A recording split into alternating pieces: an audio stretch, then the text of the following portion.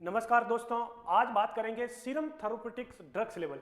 कुछ ऐसी दवाई है जिनका सीरम थेरेप्यूटिक लेवल हमें पता करना बहुत जरूरी है, क्योंकि इनका जो लेवल है बॉडी के अंदर, यदि सीरम थेरेप्यूटिक लेवल से कम है तो ये दवा हमारी बॉडी में काम नहीं करेंगी, और यदि सीरम थेरेप्यूटिक लेवल से ज़्यादा है तो इनके कई सारे साइड इफेक्ट्स देखने को मिलते हैं। तो इनका एक डोज हमारे ब्लड के अंदर कितना है, हमारे सीरम के अंदर कितना है, ये बहुत मैटर करता है। नहीं तो अपन उस बीमारी को ट्रीट नहीं कर सकती हैं, और ये बीमारी हमारे लिए बहुत खतरनाक हो सकती है। और यदि हमने पेशेंट को प्रॉपर यदि ट्रीटमेंट दिया है, प्रॉपर अपन ने ड्रग्स दी है, मेडिसिन दी है, तो इस मेडिसिन का लेवल जो है वो एक सीरम थेरेप्यूटिक लेवल से मेंटेन करना चाहिए। जैसे बात करते हैं लिथियम के अंदर, लिथियम एक ऐसा दवा है जो अपन साइकेट्रिक पेशेंट्स के अंदर देते हैं जिनको मैनिया जैसे बड़ी प्रॉब्लम है, साइकोसिस जो बीमारी है, उसको ट्रीट करने के लिए अपन लिथियम देते हैं। आप यहां देख रहे हो लिथियम का जो सीरम थेरेप्यूटिक लेवल है 0.8 से 1.5 MEQ पर लीटर, मिली इक्विवेलेंट पर लीटर है। कितना इसका शॉर्ट थेरेप्यूटिक इंडेक्स है, ये इंडेक्स है। यदि 0.8 MEQ पर लीटर से इस दवाई का हमारे अंदर है, हमारे सीरम के अंदर है, तो ये दवाई अपना काम नहीं करेगी। और मान लीजिए 0.8 से 1.5 होते समय नहीं लगेगा, क्योंकि शॉर्ट थेरेप्यूटिक इंडेक्स है, तो ये दवाई की टॉक्सिसिटी हमारे अंदर या पेशेंट्स के अंदर देखने को हमें मिलेगी। तो ये जो हमें बहुत चेक करना है, अपन ये लेबोरेटरी के द्वारा, ब्लड के द्वारा इन्वेस्टिगेशंस करेंगे कि सीरम थेरेप्यूटिक लेवल क्या होता है। तो लिथियम ये बहुत जरूरी दवाई है, मैनिया पेशेंट्स के अंदर अपन देते हैं।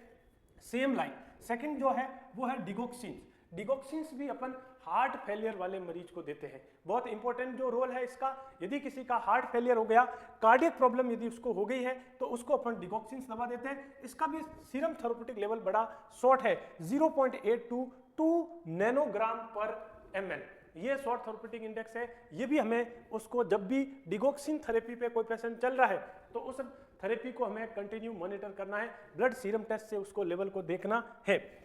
ऐसे ही अपन अस्थमा के मरीजों को, सीओपीडी के मरीजों को, कई सारे ऐसे रेस्पिरेटरी पेशेंट्स में प्रॉब्लम होती है, सीओपीडी हो गया, अस्थमा हो गया, ऐसी प्रॉब्लम के अंदर अपन थियोफाइलिन ड्रग्स का उपयोग किया जाता है।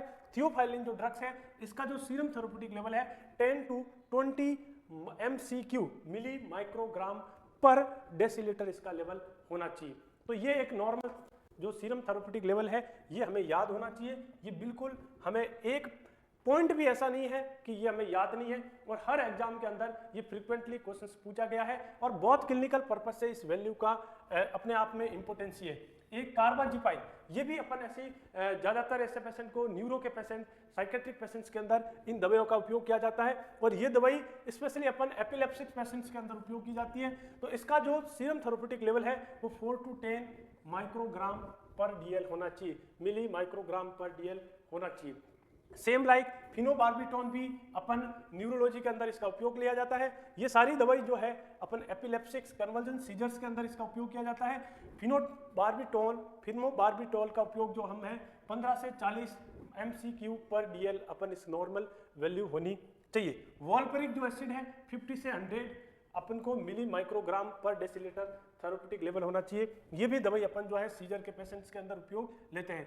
अब आप मुझे बताइएगा फिनोटॉइंस जो है इसका अपन कहाँ उपयोग करते हैं, और फिनोटॉइन ड्रग्स का नॉर्मल सीरम थेरेप्यूटिक लेवल क्या है, कमेंट करके बताइएगा। यदि ये जानकारी आप में अच्छी लगी है तो लाइक, शेयर, सब्सक्राइब कीजिएगा।